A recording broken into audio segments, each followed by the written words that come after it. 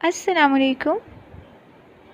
آپ سب کو میرے یوٹیوب چینل کہانی گھر میں خوش آمدید۔ آج کی اس ویڈیو میں ہم محبت کا حصار کی ایک نئی ایپیسوڈ سنیں گے۔ عجیب گھٹا گھٹا سا ماحول تھا اس گھر کا۔ شاید بڑے ابا کے روب دبدبے نے ایک ایک محسوس رنگ دے دیا تھا۔ خاص طور پہ لڑکیوں پر تو کڑی نظر رکھتے تھے۔ یہ نہیں تھا کہ لڑکوں کو بے لگام چھوڑ دیا گیا ہو۔ ان کے لیے کچھ حدیں مقرر تھیں اور وقتاً فوقتاً ایک ایک کو اپلا کر اپنا اطمینان کرتے کہ کسی نے کسی کی لگائی ہوئی حد بندی توڑنے پر کوئی کوشش تو نہیں کی۔ اگر جو کبھی کسی نے ایسی غلطی کی ہو تو بڑے ابا سزا دینے میں دیر نہیں کرتے تھے۔ لڑکے احتجاج کرتے اور آواز ضرور اٹھاتے، لیکن اپنے کمروں میں بند ہو کر۔ کسی میں اتنی جرأت نہیں تھی کہ اپنی آواز کو کمرے سے باہر لے آئے۔ بڑے ابا کے سامنے بولتے کا تو سوال ہی پیدا نہیں ہوتا تھا، اور لڑکیاں تو اپنے کمروں میں بیٹھ کر بھی آواز نہیں نکالتی تھی۔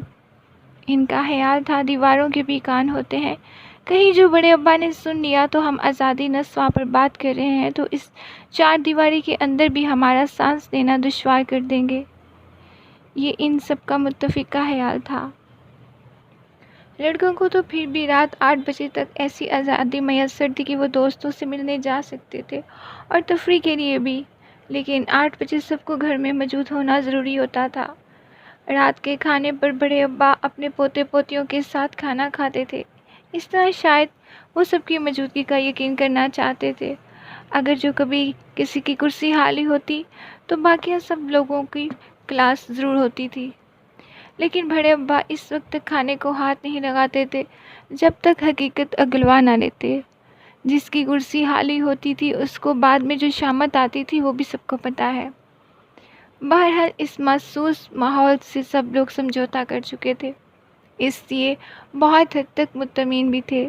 لڑکیوں کا کہنا ہے ہماری اپنی ایک الگ ہی دنیا ہے، بے تحاشا حسین اور بہت زیادہ خوبصورت، جس میں دکھ پریشانی اور فکروں کا دور دور تک گزر نہیں۔ پھر بھلا ہم مطمئن کیوں نہ ہوں؟ اور لڑکے کبھی جو موقع ملتا تو انہیں چھیڑنے سے باز نہ آتے۔ لاکھ اپنی دنیا کو حسین کہو، لیکن کہلاؤ کہ کنویں کے مینڈک کی طرح۔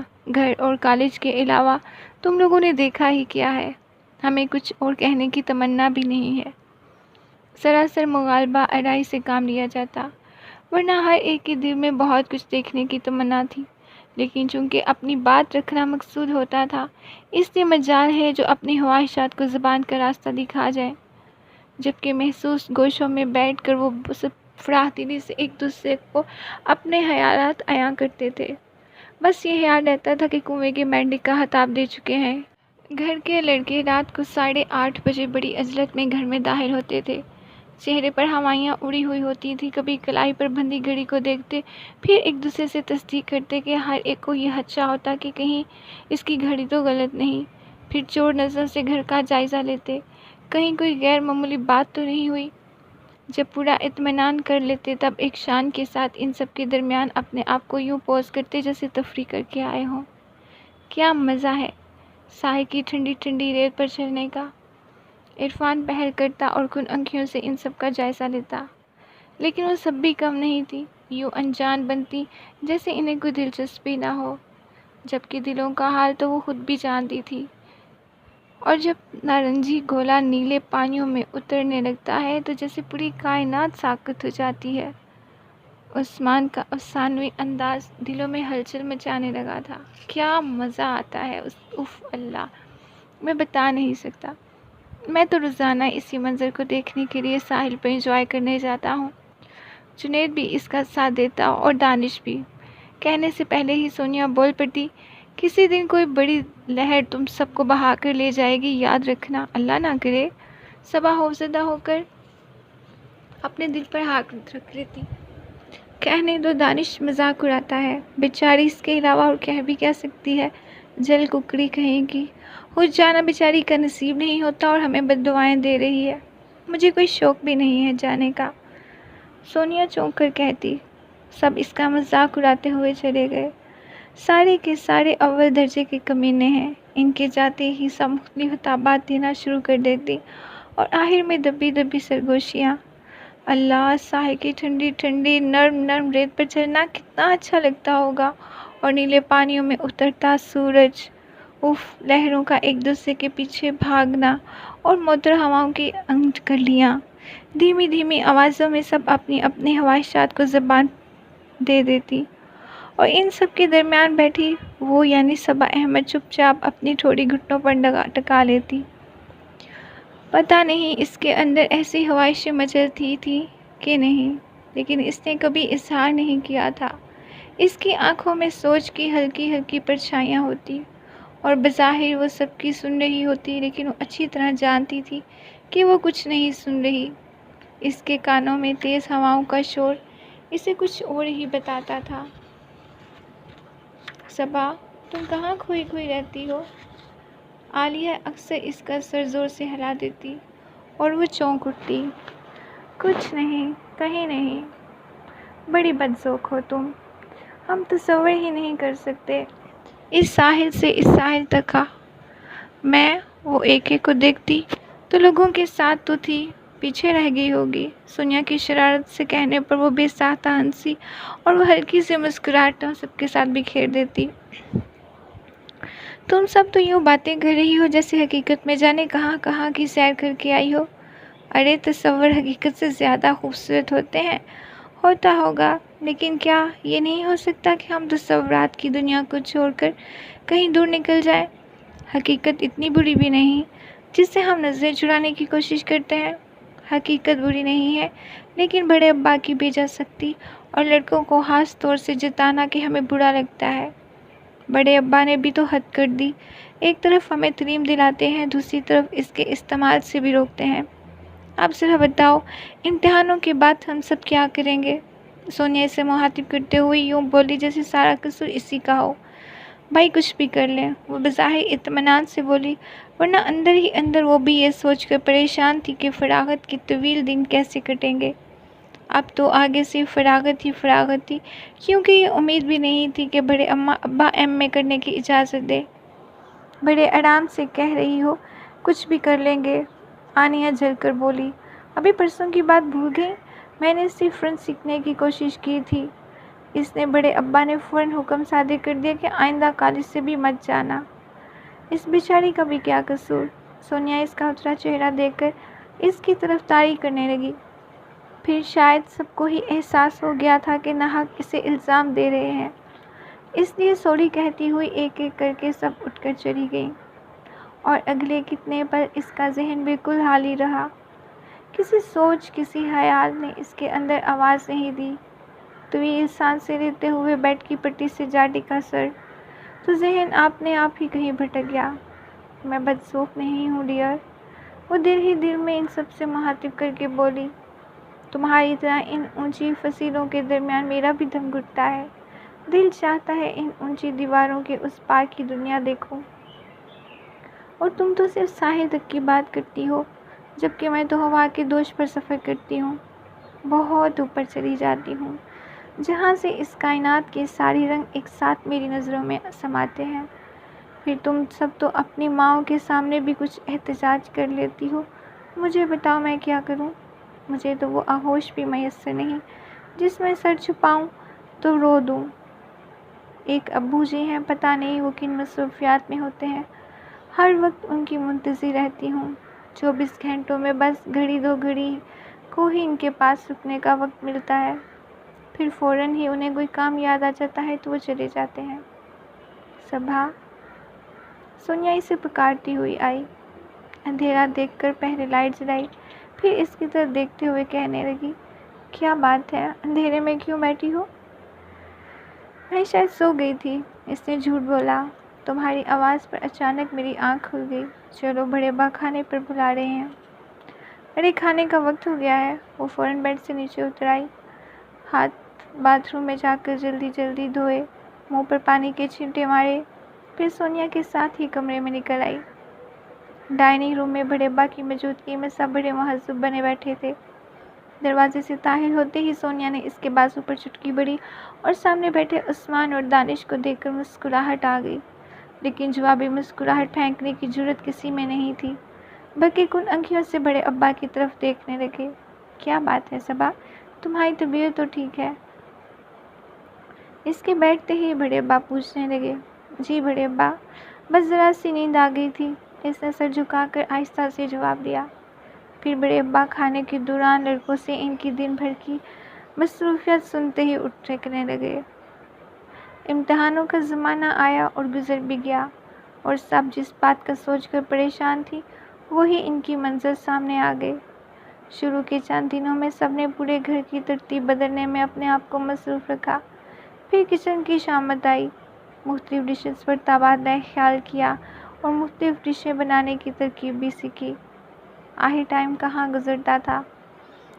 اللہ، پتہ نہیں کیسی ہوتی ہیں وہ لڑکیاں جو امتحان ختم ہونے کا شدت سے انتظار کرتی ہیں۔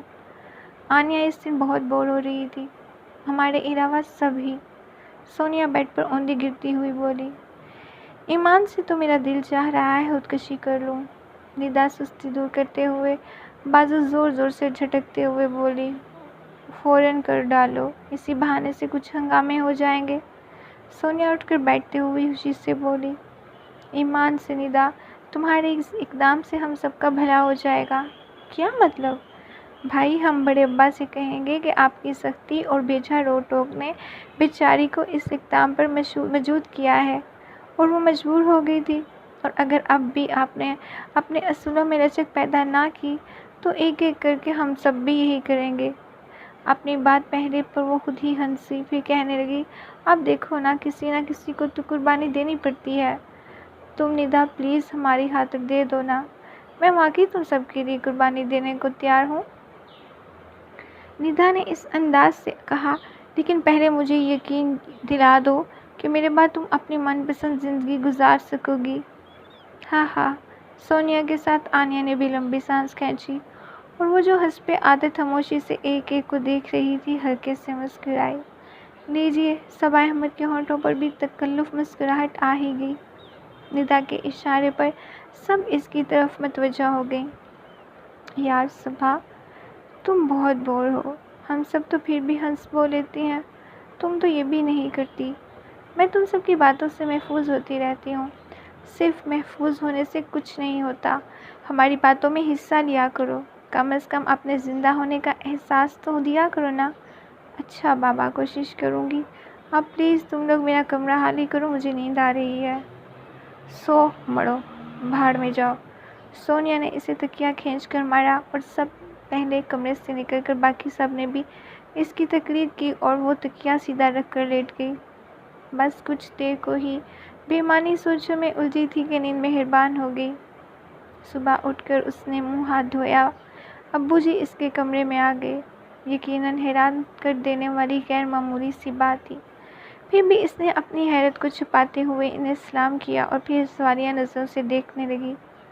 بیٹا، تمہارے امتحان ختم ہو گئے؟ جی ابو جان۔ وہ ان کے اشارے پر آہستہ قدموں سے چلتی ہوئی ان کے پاس آ کر بیٹھ گئی۔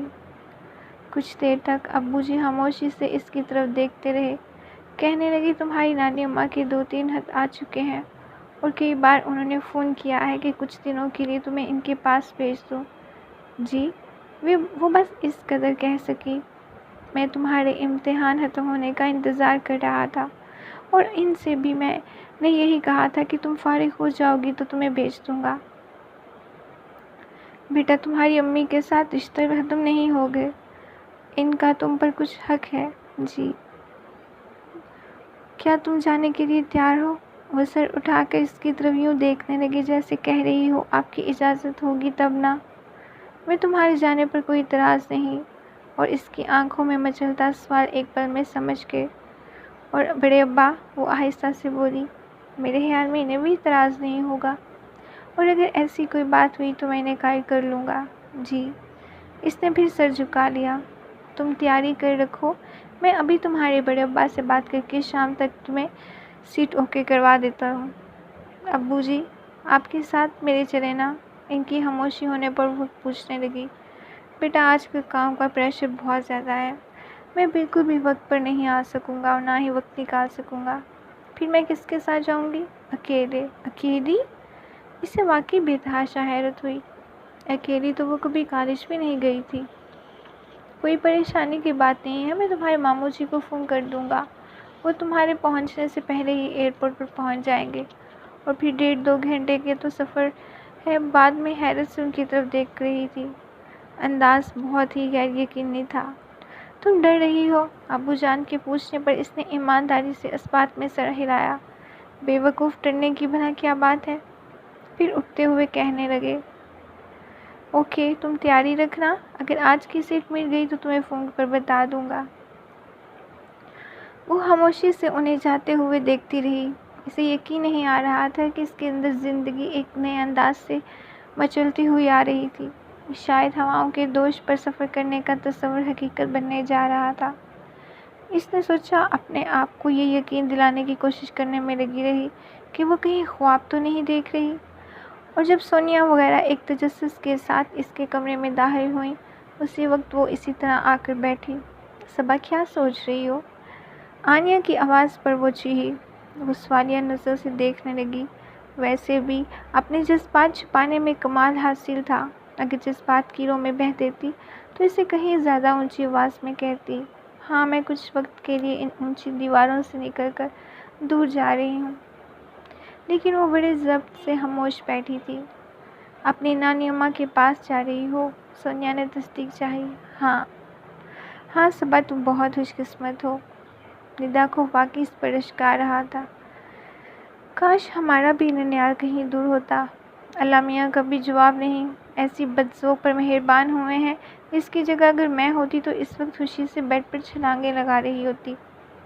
سونیا گرنے کے انداز میں اس کے برابر بیٹھتی ہوئی بولی، سنو صبا، وہاں جا کر اپنے ہال سے باہر نکل آنا، خوب گھومنا پھرنا، وہاں سے مری، اسلام آباد بہت قریب ہے، ضرور جانا، اگر ہو سکے تو لاہور تک ہو آنا۔ اس سے تمہیں کیا فائدہ ہوگا؟ وہ مسکراہٹ دبا کر بولی، مجھے فائدہ ہو یا نہ ہو، لیکن یہ جو ہمارے کزنز اتنا اتراتے ہیں نا، اب واپس آ کر ان پر رعب جمائیں گے۔ وہ بے ساختہ ہنس پڑی۔ ہائے، ابھی تک ایسے ہی بیٹھی ہو، تمہاری جگہ اگر میں ہوتی پورا گھر پیک کر چکی ہوتی۔ اس نے سونیا کی بات اچک لی۔ اور کیا؟ سونیا نے اعتراف کیا۔ لاؤ ہم تمہاری مدد کر دیں۔ آنیا نے خدمات پیش کی۔ یا اللہ، تم تو ایسے کہہ رہی ہو جیسے میں کوئی لمبی چوڑی تیاری کرتی ہوں۔ پھر بھی خدا کے لیے صبا، یہ نیلے پیلے کپڑے مت لے جانا، بلکہ تم رہنے دو، میں خود تمہارا بیگ تیار کر دیتی ہوں۔ سونیا اٹھ کر اس کی الماری کھول کر کھڑی ہو گئی اور چپ چاپ ان تینوں کی کارروائی دیکھتی رہی۔ واقعی ان لڑکیوں کے لیے ایک نئی بات تھی۔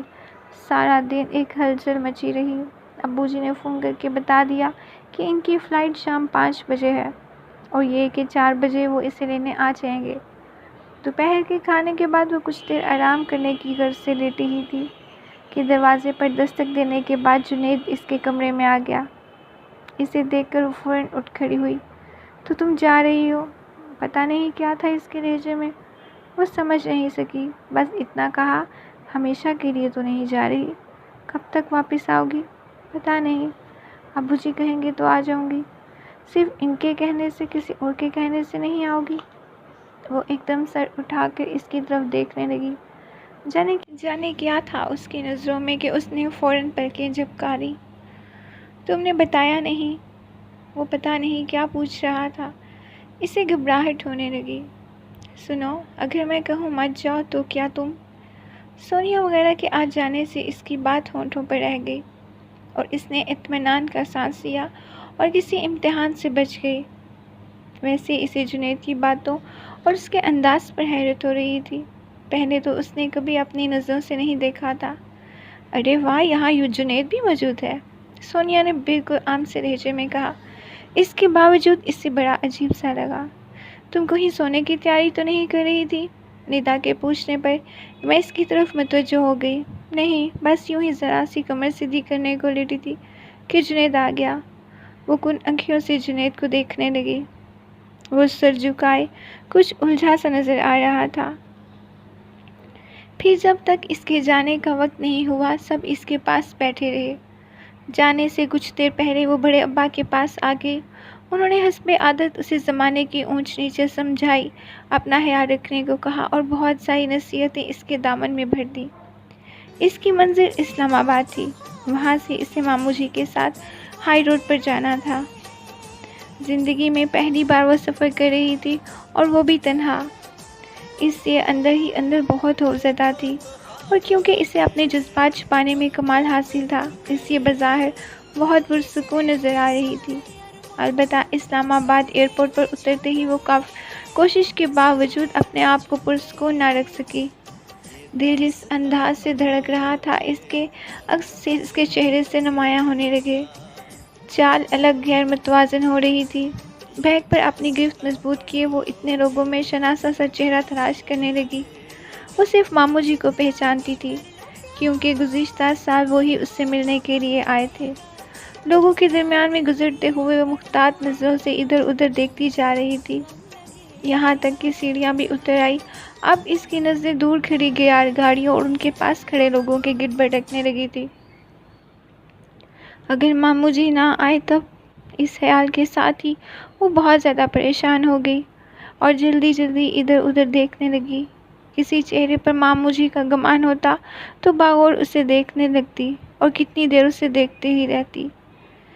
شام گہری ہو کر ڈلنے لگی تھی۔ تاریکی کے بڑھتے ہی سایوں نے اسے خوفزدہ بھی کر دیا۔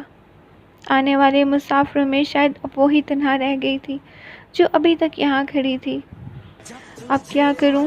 اس نے سوچا ہی تھا کہ پیچھے سے کسی نے اسے متوجہ کیا۔ Excuse me? وہ فوراً پلٹ کر اسے دیکھنے لگی اور مقابل وہ جو کوئی بھی تھا اس کی شخصیت میں ایک انوکھا سحر تھا۔ گھنے بالوں کی بے ترتیبی اس کی پیشانی کو ڈسٹرب کر رہی تھی، آنکھوں میں مقابل تسخیر کر دینے والی قوت، اور قد میں اتنا اونچا کہ وہ پورا سر اٹھا کر اسے دیکھ رہی تھی۔ آپ صبا ہیں؟ اس کے پوچھنے پر اس نے فوراً جواب نہیں دیا، بلکہ دل میں قیاس کرنے کے لیے کہ یہ کون ہو سکتا ہے۔ میں موزم ہوں، موزم آغا۔ وہ شاید جان گیا تھا کہ اس کی شناخت چاہتی ہے، اس لیے اپنا تعارف کروایا۔ ماموں جی نہیں آئے؟ وہ کوشش کے باوجود اس پر نظریں نہ ہٹا سکی۔ انہیں اچانک زمینوں پر جانا پڑ گیا تھا، اس لیے آپ کے لانے کی ذمہ داری مجھے سونپ دی۔ وہ تس بتس میں پڑ گئی، شاید سوچ رہی تھی کہ جانے سامنے والا شخص موزم آغا ہے یا نہیں۔ یہ رہا میرا شناختی کارڈ، آپ اطمینان کر لیں۔ اس نے جیب سے کارڈ نکال کر اس کی طرف بڑھایا۔ میرے خدا! اسے نظر چرانے کے ساتھ اپنا رخ بھی موڑنا پڑا۔ کمال شخص ہے، پل میں سوچا تھا کہ رسائی حاصل کر لیتا ہے۔ آئیے میرے ساتھ، وہ اسی یقین کے ساتھ کہتا ہوا اس سے پہلے آگے بڑھا کہ وہ اس کے پیچھے ضرور آئے گی، اور واقعی وہ کسی معمول کی طرح اس کے پیچھے چل پڑی۔ گاڑی مختلف سڑکوں پر دوڑتی ہوئی بالآخر ایک طویل سڑک پر پوری اسپیڈ سے دوڑنے لگی۔ وہ کیونکہ پہلی بار آئی تھی بلکہ گھر سے ہی پہلی بار نکلی تھی، اس لیے نہ راستوں کا علم تھا اور نہ ہی منزل کا کچھ پتہ۔ چپ چاپ سر جھکائے بیٹھی تھی، کسی وقت سر اٹھا کر شیشے سے باہر دیکھنے کی کوشش کرتی بھی تو اندھیروں میں اپنی ہی گاڑی کی لائٹس دور تک نظر آتی۔ کچھ دیر وہ اسی روشنی کو اپنے آگے آگے بھاگتے ہوئے دیکھتی رہتی، پھر سر جھکا لیتی۔ آپ کے گھر میں سب ٹھیک ٹھاک ہے؟ وہ بات کرنے کی غرض سے پوچھنے لگا۔ جی سب ٹھیک ہے۔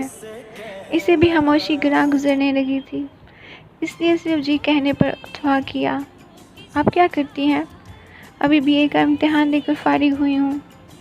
اس کے بعد پھر خاموشی چھا گئی اور باقی تمام راستہ اس طرح کٹا کہ جس وقت گاڑی ایک جھٹکے سے رکی تب اس نے سر اٹھا کر دیکھا تھا کہ سامنے وسیع رقبے پر پھیلی ہوئی بڑی سی حویلی، اس کے گرد کھڑی اونچی اونچی دیواروں نے اس کی رگوں میں سرد لہر اڑا دی۔ کیا یہ اونچی اونچی دیواریں ہی میرا مقدر ہے؟ اس نے سوچا اور آہنی گیٹ کو کھولتے ہوئے دیکھنے لگی۔ وہ آہستہ رفتار سے گاڑی اندر لے گیا اور اپنی گاڑی سے اتری ہی تھی کہ ایک معمر خاتون نے بھر کر اسے اپنے سینے سے لگایا۔ نانی اماں! اس کے ہونٹوں کے ساتھ ہی اس کی آنکھوں میں نمی اتر آئی اور پلکیں جھپکنے کے باوجود سارے قطرے اس کے رخساروں تک گر گئے۔ میری بچی، میری صبا! نانی اماں محبت سے کبھی اس کا منہ چومتی اور کبھی اسے سینے سے لگاتی۔ نانی اماں، یہ محبتوں کے خزانے اندر چل کے بھی لوٹائے جا سکتے ہیں۔ اس کے ٹوکتے ہی نانی اماں پر کوئی اثر ہی نہیں ہوا، وہ اسی طرح مجھ سے پیار کرتی رہی۔ اماں مجھے بھی تو مل لیں۔ اس آواز پر وہ بھی متوجہ ہوئی تو نانی اماں اس سے کہنے لگی، یہ تمہاری مامی جی ہیں۔ مسام کرتی ہوئی ان کے سینے سے جا رہی۔ مامی جی کی آغوش میں اپنیت بڑا احساس تھا اور ممتا بڑی آغوش کی کب سے میں متلاشی تھی۔ کتنی دیر تک ان کے سینے سے لگی رہی، پھر ان کے ہمراہی میں طویل راہوں سے گزر کر اندر تک آ گئی۔ آرام سے بیٹھو، تھک گئی ہوگی۔ نانی اماں کے کہنے پر اس نے پیروں کو سینڈل کی قید سے آزاد کیا اور آرام سے مسہری کے اوپر چڑھ کر بیٹھ گئی۔ پہلے نانی اماں بڑے ابا کے تمام گھر والوں کا حال احوال پوچھتی رہیں، پھر باتوں کا رخ اپنی ہی طرف، اب اس کی مرحومہ امی کی طرف مڑ گیا۔ ان کے ذکر پر ماحول کافی بدمزہ ہو گیا۔ بیٹا تم اٹھ کر منہ ہاتھ دھو لو، کھانا تیار ہے۔ جی۔ وہ اٹھ کر باتھ روم میں چلی گئی۔ واپس آئی تو مامی جی کے ساتھ نانی اماں بھی ڈائننگ روم میں جانے کے لیے تیار کھڑی تھی۔ وہ ان دونوں کے ساتھ چل پڑی۔ آتے ہوئے اس نے غور نہیں کیا تھا، لیکن اب وہ ایک ایک چیز غور سے دیکھتی ہوئی چل رہی تھی۔ کمرے سے نکل کر طویل گیلری تھی جس کی حد ختم ہوتے ہی کشادہ برآمدہ آ جاتا تھا۔ دائیں ہاتھ کو مڑے تو چند قدم کے فاصلے پر ڈائننگ ہال، جس میں داخل ہوتے ہی یوں لگا جیسے وہ کسی شاہی دسترخوان پر چلی آئی ہو۔ اس کی نظریں بڑی سی میز پر دور تک چلی گئیں۔ بیٹھو۔ مامی جی نے خود اس کے لیے کرسی کھینچی۔ ارے وہ شرمندہ ہوئی اور خود بیٹھنے کے بجائے انہیں بیٹھنے کے لیے کہا۔ جیتی رہو۔ مامی جی نے اس کے سر پر ہاتھ رکھا اور نانی اماں کو بٹھانے کے بعد بیٹھی تو وہ بھی ان کے برابر کرسی کھینچ کر بیٹھ گئی۔ اور سب لوگ کہاں ہیں؟ وہ نہیں جانتی تھی کہ یہاں کون کون رہتا ہے، بس یوں ہی پوچھ لیا۔ اور کون ہے؟ تمہارے ماموں جی زمینوں پر گئے ہیں اور معظم آغا ابھی آ رہے ہیں، بس۔ وہ حیرت سے بولی۔ اصل میں اتنی بڑی ٹیبل پر مختلف کھانوں کی ڈشز کو دیکھ کر اسے گمان ہوا کہ شاید اس گھر میں بہت سے لوگ رہتے ہیں۔ بیٹا تمہارے ماموں جی کے دو ہی تو بیٹے ہیں، معظم آغا اور خرم آغا۔ نانی ماں نے بتانے پر اسے اپنی کم علمی پر ندامت ہوئی، جسے چھپانے کی خاطر پوچھنے لگی، خرم آغا کہاں ہیں؟ وہ تعلیم کے سلسلے میں گزشتہ سالوں لندن میں ہے۔ عجیب بات ہے، اسے اعتراف کرنا پڑا، میں اپنے ننیال کے بارے میں کچھ بھی نہیں جانتی۔ اس میں تمہارا قصور نہیں بیٹا، اگر تمہارے ابو جی وقتاً فوقتاً یہاں لے آتے تبھی کچھ جانتی نا۔ در پردہ نانی اماں نے شکوہ بھڑکی نگاہوں سے کہا، تمہاری امی کی وفات کے بعد تو انہوں نے کبھی ادھر کا رخ ہی نہیں کیا۔ اصل میں ابو جی اتنے مصروف رہتے ہیں، کئی بار سوچا، لیکن کوئی نہ کوئی مصروفیات آڑے آتی رہی۔ اس کے ابو جی کا دفاع کیا، خود نہیں آ سکتے تو تمہیں بھیج دیتے۔ آ تو گئی ہوں۔ وہ ہلکے سے مسکرائی۔ میرے بلانے پر آئی ہو نا، تمہیں خود تو خیال نہیں آیا؟ مجھے خیال آیا تھا نانی اماں، بس پڑھائی کی وجہ سے نہ آ سکی۔ اب وہ انہیں کیا بتاتی کہ بڑے ابا کے گھر میں کہیں جانے کا تصور ہی نہیں، خاص طور پر لڑکوں کے لیے۔ اب تو تمہاری پڑھائی ختم ہو گئی ہے نا؟ پڑھائی بھی کبھی ختم ہوتی ہے؟ اس نے گول مول سا جواب دیا۔ اس وقت معظم آغا کمرے میں داخل ہوئے تو وہ بہت خاموشی سے ٹیبل کے آخری سرے پر جا بیٹھے۔ نانی اماں شاید انہیں کے انتظار میں تھی۔ ان کے بیٹھتے ہی کھانا شروع کر دیا، پھر کھانا بہت خاموشی سے کھایا گیا۔ اس کا اندازہ لگایا کہ یہاں کھانے کے دوران بولنا مناسب نہیں سمجھا جاتا۔ عجیب بات ہے، وہ سوچنے لگی، وہاں بڑے ابا کے ڈر سے سب خاموش رہتے تھے اور یہاں احتراماً خاموش۔ کتنا دل چاہتا ہے بندہ اتنی بڑی ٹیبل پر کچھ ہلا گلا کرے، اپنی پلیٹ میں آئی گرم مسالے کی کوئی سی بھی قسم کی کسی مگن بیٹھے بندے کی طرف اچھال دے۔ بے خیالی میں اس نے بڑی الائچی چمچ میں رکھ کر بیکن آنکھوں سے دور بیٹھے معظم کی طرف دیکھا۔ اس کے اندر چھپی وہ لڑکی جو ہواؤں کے دوش پر سفر کرتی ہے، بہت اونچی چلی جاتی تھی اور جو زندگی میں رنگ بھرنے کو ہنگامہ تلاش کیا کرتی تھی، اچانک بیدار ہو گئی اور قریب تھا کہ وہ یہ حرکت کر گزرتی۔ نانی اماں نے اسے ٹوک دیا۔ کیا بات ہے، تم کھانا نہیں کھا رہی؟ جی۔ وہ چونکی اور فوراً اپنی پلیٹ پر جھک گئی۔ کھانے کے بعد نانی اماں اپنے کمرے میں چلی گئی۔ امی جان نے بتایا کہ وہ نماز پڑھنے کے بعد سو جائیں گی۔ وہ کیا کرتی؟ کچھ دیر مامی جی سے ادھر ادھر کی باتیں کرنے کے بعد سونے کا کہہ کر اپنے کمرے میں آ گئی۔ وہی کمرہ تھا جہاں آتے ہی مامی جی اور نانی جی اسے لے کر آئی تھی، گویا انہوں نے پہلے ہی سے یہ کمرہ اس کے لیے سیٹ کروا دیا تھا۔ کھانے کے فوراً بعد وہ کبھی نہیں سوئی تھی اور اب اس کا سونے کا کوئی ارادہ بھی نہیں تھا۔ وہ صرف مامی جی کے خیال سے وہاں سے اٹھ کھڑی ہوئی تھی۔ کیونکہ بظاہر تو اس سے باتیں کر رہی تھی، لیکن جس طرح اس پر سستی سوار تھی، اس سے کچھ سمجھ گئی کہ اس وقت سونے کی عادی ہے۔ محض اپنی خاطر دوسروں کی روٹین خراب کرنا اسے اچھا نہیں لگ رہا تھا۔ وہ کمرے میں بلا مقصد ہی ایک سرے سے دوسرے سرے تک ٹہلتی رہی۔ اسے بڑا عجیب سا لگ رہا تھا، اتنی بڑی حویلی میں کوئی ہلچل نہیں، اور ہلچل تو دور کی بات، یہاں تو کسی کی آواز بھی نہیں آ رہی تھی۔ سب ملازم اپنے اپنے کوارٹروں میں چلے گئے تھے۔ اس نے گھڑی کی طرف دیکھا